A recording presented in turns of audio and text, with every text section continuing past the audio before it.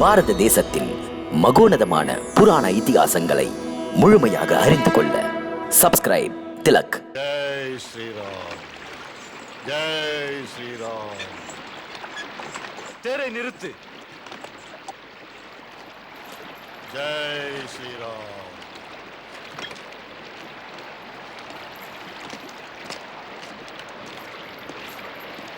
ஜெய் ஸ்ரீராம். பாறைகளால் அமைத்த பாலம்.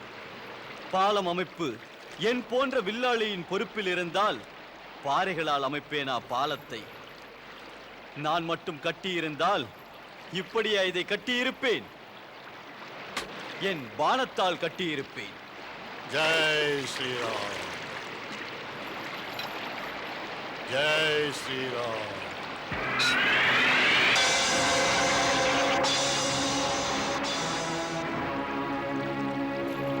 ஜெய் ஸ்ரீராம்.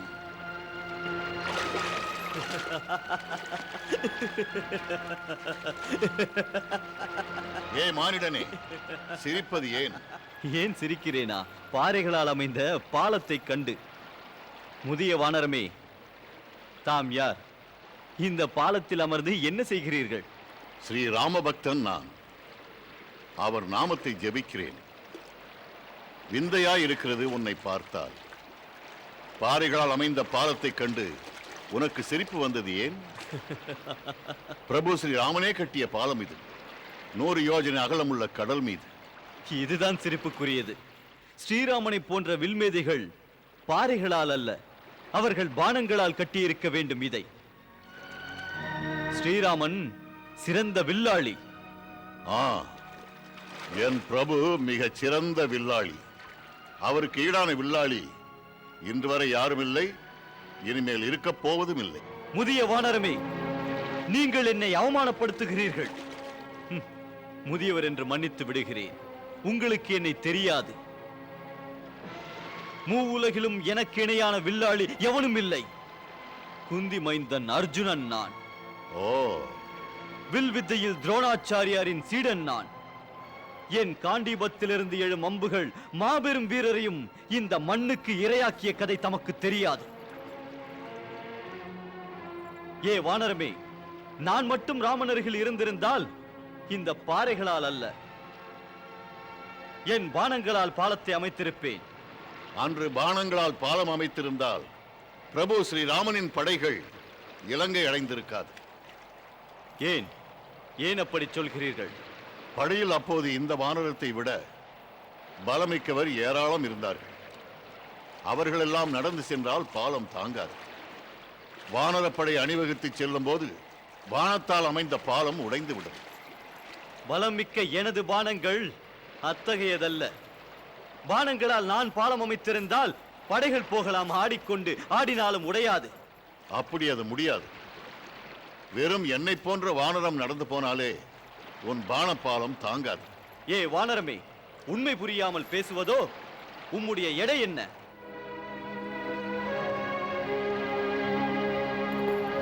வில்லுக்கு ஒருவன் அர்ஜுனன் என்று உலகம் சொல்கிறது. அதை உங்களுக்கு யார் சொல்கிறது? இந்த பார்த்தன் அம்புகளால் பாலம் அமைத்தால் உடையாது. எவனாலும் அதை உடைக்க இயலாது. நீ ஆணவத்தால் பேசுகிறாய். எவன் என்ன? இவன் நடந்து போனாலே உன் பானங்கள் தாங்காது. சரிந்து விழுமது மண் சுவர் போல். விழும் விழும் என்று மிரட்டுகிறீரா? இல்லை, மிரட்டவில்லை, எச்சரிக்கிறேன். இது மிரட்டல் தான். உமது எச்சரிக்கை அல்ல. உமது எச்சரிக்கை அல்ல. உமது மிரட்டலை நான் ஏற்கத்தான் வேண்டும். என் காண்டீபம் அதற்கு நிச்சயம் உங்களுக்கு பதில் சொல்லும். நான் பாலம் அமைத்து நீங்கள் அதை உடைக்காவிட்டால்? இந்த முதியவன் உனக்கு அடிமை. அதுபோல் நான் நடந்து உன் பாலம் உடைந்து விட்டதென்றால்? அப்படி நடந்துவிட்ட பிறகு அஸ்திரத்துக்கு ஒரு அர்ஜுனன் என்று நான் சொல்லிக் கொள்ளும் தகுதி எனக்கு இருக்காது. அந்த நம்பிக்கை இருந்தால் அதை நடத்தி காட்டு.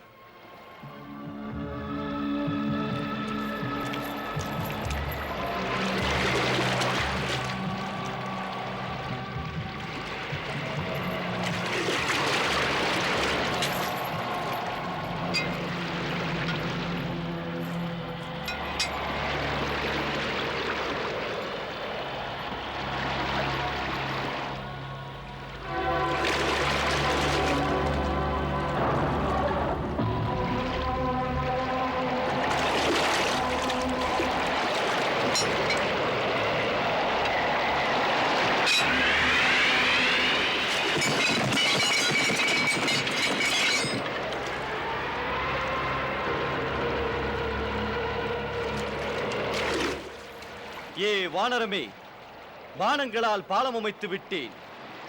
அமைத்த பாலத்தை உடைத்துக் காட்டு. அது முடியாவிட்டால் எனக்கு அடிமையாக வந்து நில்.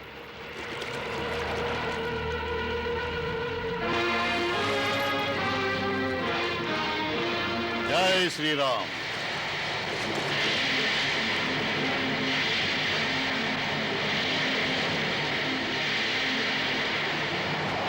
ஜெய் ஸ்ரீராம்.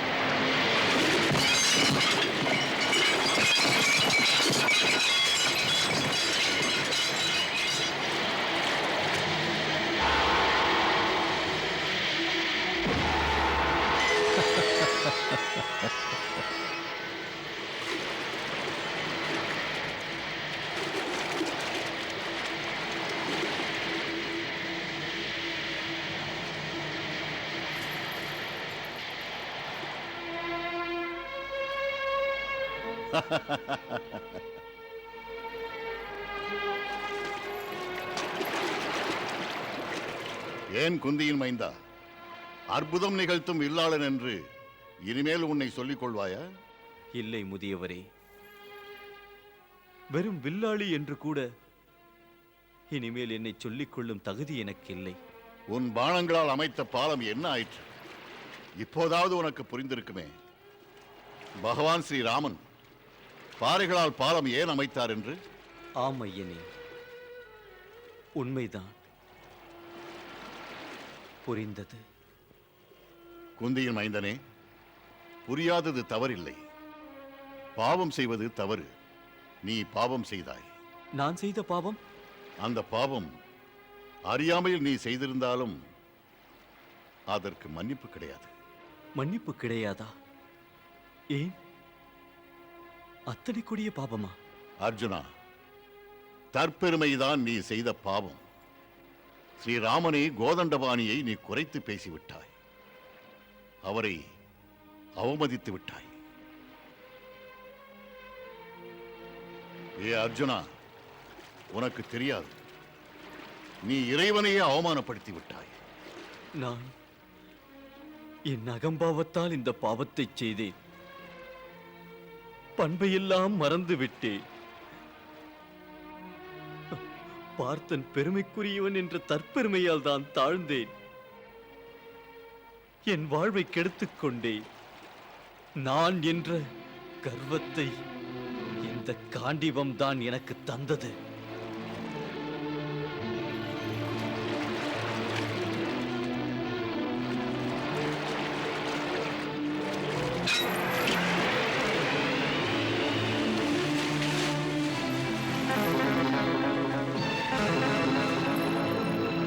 எதற்கு தீ மூட்டினாய் அர்ஜுனா?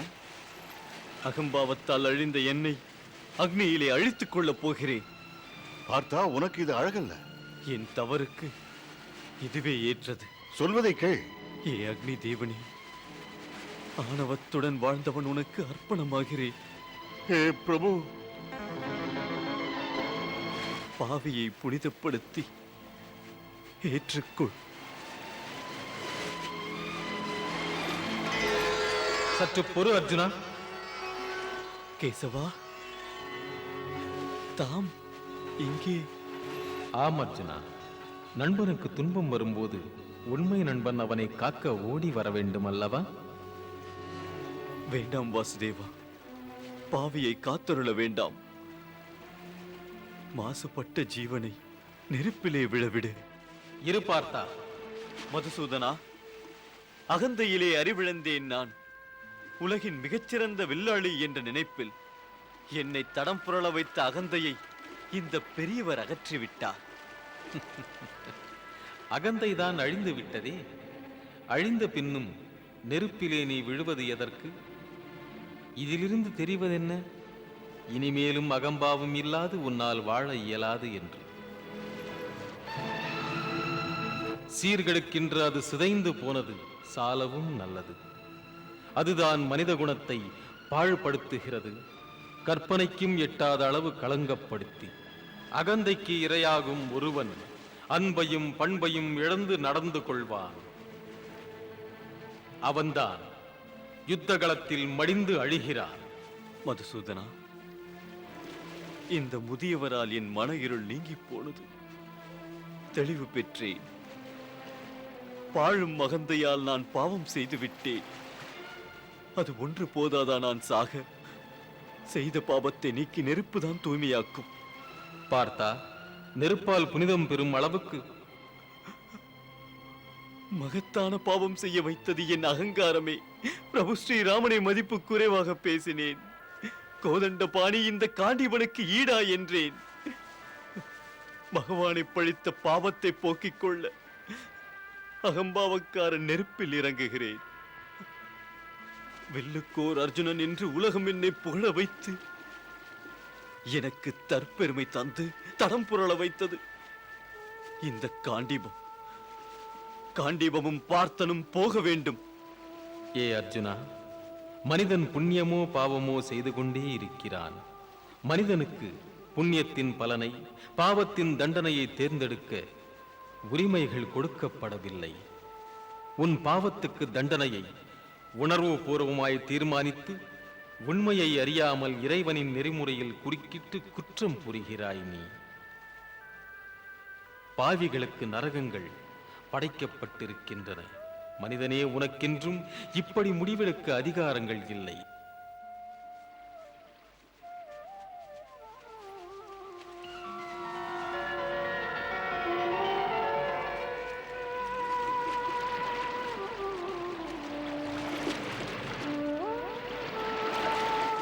ஏ வாசுதேவா, மடமையின் எல்லைக்கே போய்விட்டேன். என்னை மன்னித்து விடு. மெய் நட்புக்கிடையே மன்னிப்புக்கிடமில்லை.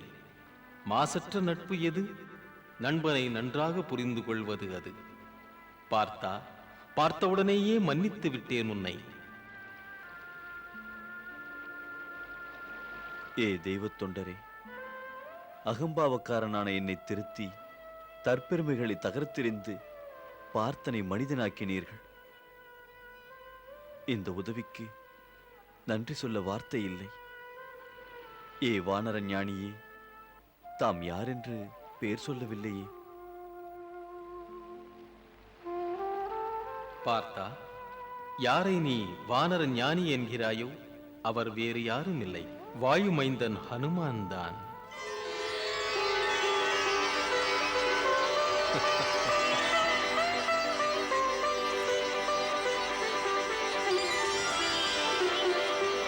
பார்த்தா, என் ஆணையை ஏற்று ஹனுமான் உனது அகந்தையை அழித்து விட்டார். ஆயினும் ஹனுமானின் நோக்கங்கள் அன்பனே உன்னை அழிக்க அல்ல. ஏ பக்த மாருதி, மன்னித்து விடுங்கள் என்னை. அறியாமையால் ஏதேதோ பேசினேன். அறியாமையால் பேசினாலும் அது தப்புத்தான். ஏ அர்ஜுனா, இதை மட்டும் மறந்து விடாதே. யார் அகந்தை இல்லாமல் இருக்கிறானோ அவன் எப்படிப்பட்ட நிலையிலும் வெற்றி பெறுவான்.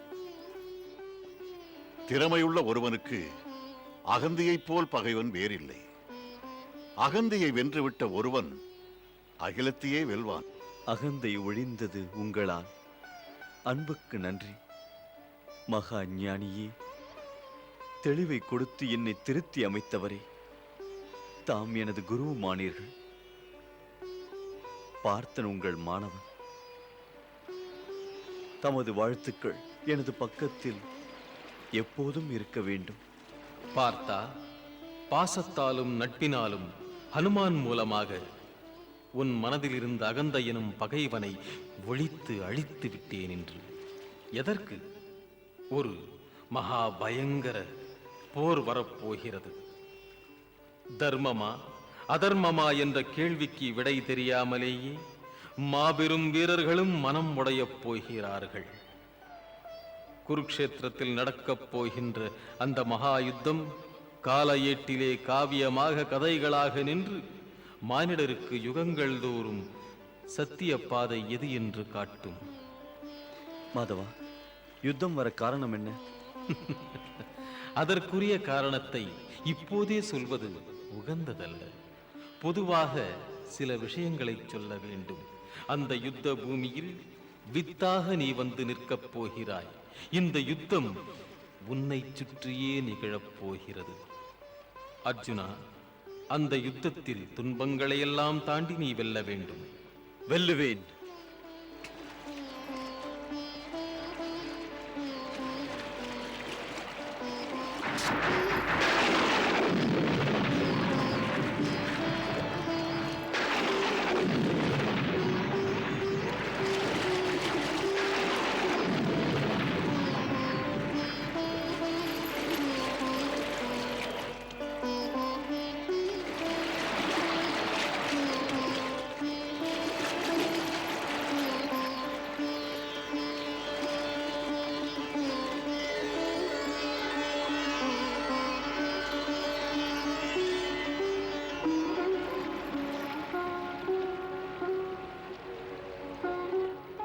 பிரபு, ஸ்ரீராமனின் ரூபத்தை தரிசிக்க வேண்டுமென்ற என் ஆசை தீராத தாகமாய் தினமும் என்னை வாட்டிக் கொண்டிருக்கிறது. என் கண்கள் அந்த காட்சிக்காக ஏங்கிக் கொண்டிருக்கின்றன. கருணை புரியுங்கள் பிரபு, கருணை புரியுங்கள். பிரபு, பக்தனுக்கு என்ன கட்டளை? ஹனுமான், மனம் போல் நடக்கும். விரும்பியதை காண துவாரகை வா. மாளிகையில் அமைந்த பூஞ்சோலையில் வந்திரு. எல்லாம் புரிந்த ஞானி நீ. எனது நோக்கங்கள் இயல்பாகவே உனக்கு புரியுமே. அங்குதான் யுகம் தாண்டி காத்திருக்கும் உன் ஆசை எல்லாமே பூர்த்தி அடையப் போகிறது. சரி பிரபு.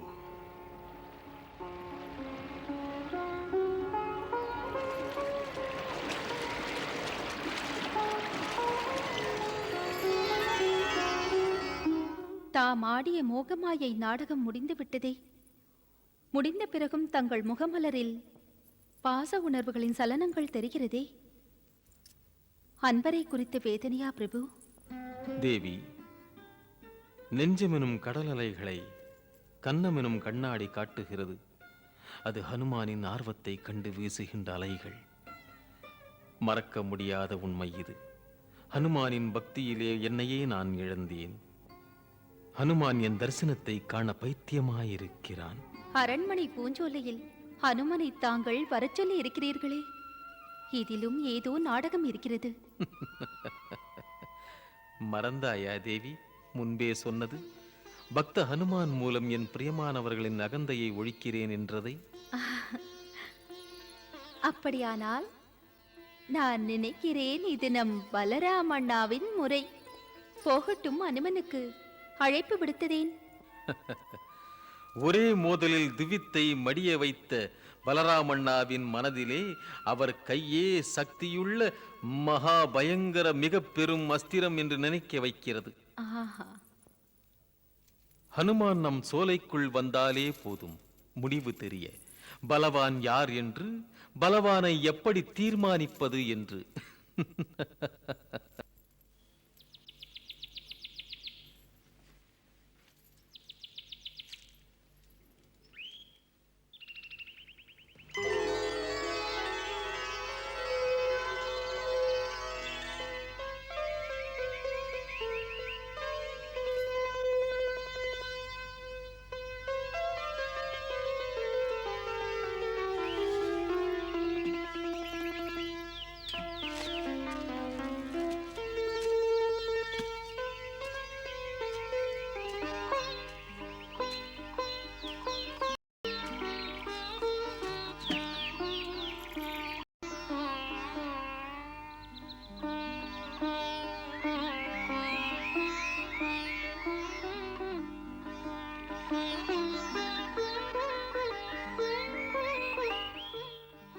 பிரபு, தமது கட்டளைக்கிணங்க மாளிகை சோலைக்கு வந்திருக்கிறேன்.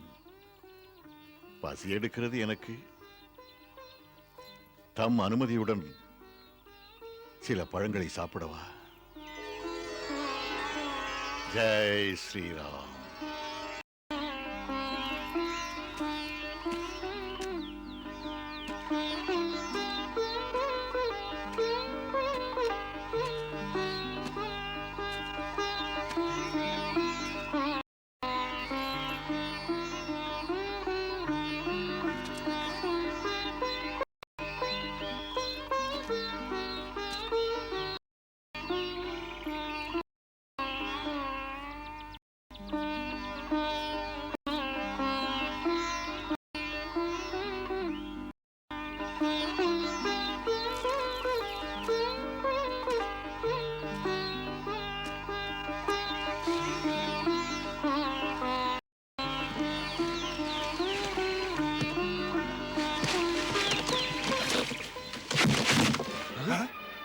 மரம் விழுந்தது போல் சத்தம் கேட்டதே. ஆம், வாருங்கள் பார்க்கலாம். வாருங்கள் போய் பார்க்கலாம். வாருங்கள்.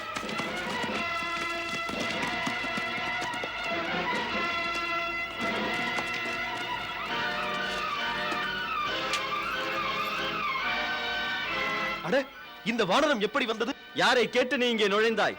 செல் இங்கிருந்து. வீரப்பனே, பசி எடுத்தது, கனியை தின்கிறேன். போகும் வரை பொறுத்திருங்கள். காவலரே, இவரை தூக்கி எடுத்துச் செல்லுங்கள்.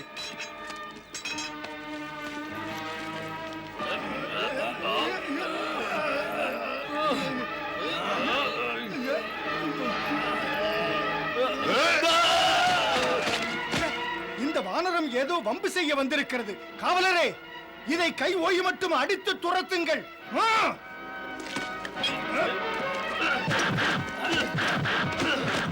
ஓடுங்கள், ஓடுங்கள்.